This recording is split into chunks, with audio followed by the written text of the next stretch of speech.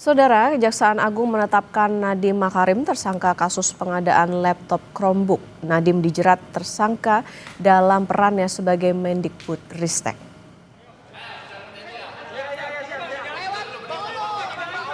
Nadiem ditetapkan sebagai tersangka setelah 3 kali menjalani pemeriksaan sebagai saksi. Nadiem ditahan selama 20 hari ke depan di Rutan Salemba, Kejaksaan Negeri Jakarta Selatan. Dalam kasus ini, Saudara, Kejagung telah menetapkan 4 tersangka dugaan korupsi pengadaan laptop berbasis Chromebook di Kemendikbudristek tahun 2019 hingga 2022 yang merugikan negara hingga 1,98 triliun rupiah. Kembali menetapkan 1 orang tersangka dengan inisial NAM selaku Menteri Pendidikan, Kebudayaan, Riset, dan Teknologi Republik Indonesia periode tahun 2019-2024. Tersangka NAM akan dilakukan penahanan di rutan selama 20 hari ke depan. Ditetapkan sebagai tersangka, Nadiem menegaskan dirinya tidak melakukan pelanggaran apapun. Di dalam mobil tahanan, Nadiem bilang memasrahkan segalanya pada Tuhan.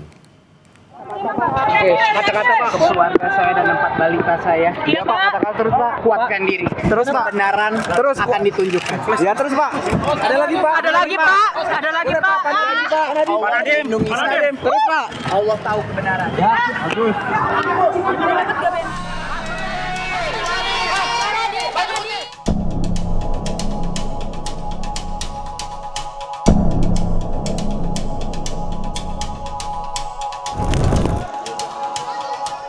Kejaksaan Agung menetapkan mantan Menteri Pendidikan Kebudayaan Riset Teknologi Nadiem Makarim tersangka kasus dugaan korupsi pengadaan laptop berbasis Chromebook. Kasus ini membuat negara merugi 1,9 triliun rupiah.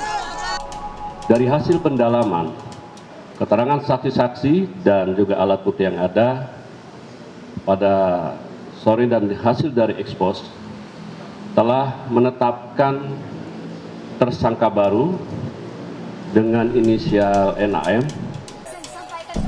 Dugaan korupsi ini bermula pada tahun 2020 hingga 2022 saat Kemendikbudristek melaksanakan kegiatan pengadaan laptop untuk siswa pendidikan usia dini dengan anggaran sebesar 9,3 triliun rupiah.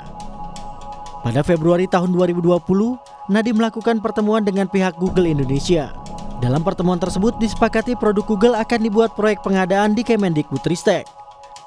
Pada 6 Mei 2020, Nadiem mengundang jajaran Kemendikbud melakukan pertemuan tertutup melalui Zoom Meeting, membahas pengadaan kelengkapan TIK yaitu Chromebook. Dan pada Februari 2021, Nadiem selaku Menteri menerbitkan Permendikbud nomor 5 tahun 2021 tentang petunjuk operasional dana alokasi khusus fisik reguler bidang pendidikan tahun anggaran 2021. Perbuatan Nadiem tersebut melanggar sejumlah peraturan tentang pengadaan barang dan jasa pemerintah. Ketentuan yang dilanggar: 1. Peraturan Presiden nomor 123 tahun 2020 tentang petunjuk teknis dana alokasi khusus fisik tahun anggaran 2021. Kedua, Peraturan Presiden nomor 16 tahun 2018 sebagaimana telah diubah dengan Peraturan Presiden nomor 12 tahun 2021 tentang pengadaan barang jasa pemerintah. Ketiga, Peraturan LKPP nomor 7 tahun 2018 sebagaimana telah diubah dengan Peraturan LKPP nomor 11 tahun 2021 tentang pedoman perencanaan pengadaan barang jasa pemerintah.